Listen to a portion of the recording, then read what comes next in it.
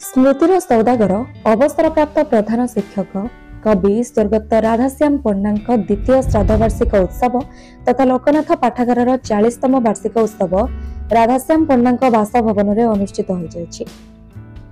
अवसरप्राप्त शिक्षक नरहरि महांती अध्यक्षतार आयोजित यह कार्यक्रम में पूर्वतन मंत्री ज्योतिप्रकाश पाणिग्राही जोगदे स्वर्गत कवि राधाश्याम पंडा आत्मजीवनी एवं पारिवारिक संपर्क रे जड़ित थिबा कहथिले। राधाश्याम पंडा आज द्वितीय श्राद्ध वार्षिक सर्वप्रथम गभीरतम श्रद्धांजलि ज्ञापन करछि एवं लोकनाथ पाठागार 40तम उत्सव रे ये जो कार्यक्रम आयोजन करचंती पंडा परिवार एवं तांको स्मृति परिषद ये अशेष धन्यवाद। ये पूज्य पूजार एक प्रतीक।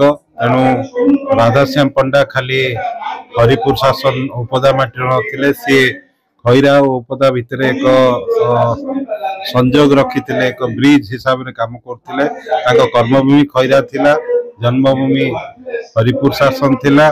सी जने एकाधारे साहित्यिक, जने समाज सेवक एवं एनवायरमेंटालिस्ट मध्य मु तांको सहित मिसिवार मोर भाग्य थिला।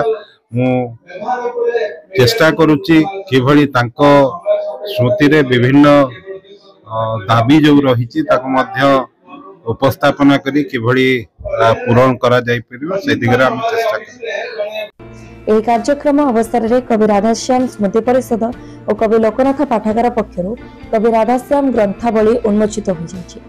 एही कार्यक्रम रे कवि डॉक्टर विपिन बिहारी विश्वाल, डॉक्टर सुरेंद्रनाथ त्रिपाठी, कवि ब्रजेंद्रनाथ गिरी, पंडित कृष्णचंद्र पत्री, अवसरप्राप्त प्रोफेसर मुक्तिकांत सतपथी, डॉक्टर भागवत लेंगा, हरिहर पाणिग्राही, बुद्धिराम पाणिग्राही प्रमुख जोगदे वक्तव्य प्रदान करथिले। ए कार्यक्रम में अवसरप्राप्त प्रधान शिक्षक सुदर्शन पाणिग्राही स्वागत भाषण देथिला बेले समाजसेवी नारायण पेड़ा वार्षिक विवरणी पाठ करथिले। आमे समस्त सहयोग रे बापा लेखि जाइथिबा अनेक कविता ग्रंथ एवं प्रकाशित खबर को नहीं गोटे ग्रंथावली कवि राधाश्याम ग्रंथावली प्रकाश करने को जाऊँ एवं ताहा यही स्मृति चारण सभा लोकार्पण करूँ। एवं एति सहित आम लोकनाथ पाठागार 40तम वार्षिक उत्सव पालन करुँ। स्मृति को रखापी आम ये सब कार्य त्वरान्वित करुँ। बापांकर कार्य एवं शैली को आम पाथेय करी आगामी जीवन में आम आम समय बितायित करूँ।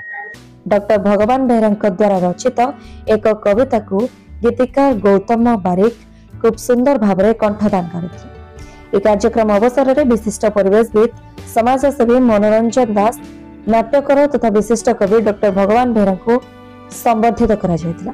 कवि राधाश्याम स्मृति परिषद तरफ द्वितीय वर्ष श्राद्धवार्षिक आज पालन कराला। समाज को वार्ता गला सी जड़े एकाधारे कवि थिले प्लस परिवेशविद थिले। सी आमको छाड़ी चली जाइछन्ती मध्य, किंतु सी जे वार्ता आज दे देइछन्ती जदि महर महर विभिन्न प्रकार संगठन माध्यम सब कथा को आलोचना करा जाए तो आगामी जो युवपीढ़ी आसुचंती प्रकृति केमती बंची पारिबो, प्रकृति केमती रक्षा करा जाई पारिबो, यह एक सुंदर प्रयास।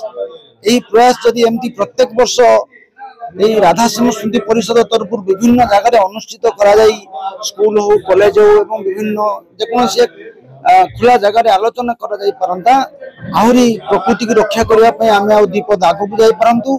राधाश्याम पंडा स्मृति परिषद पक्षरु स्वर्गत राधाश्याम पंडा पुत्र विजय कुमार पंडा, अक्षय कुमार पंडा, संजय कुमार पंडा, धनंजय पंडा और उदय कुमार पंडा प्रमुख कार्यक्रम को परिचालना करथिले।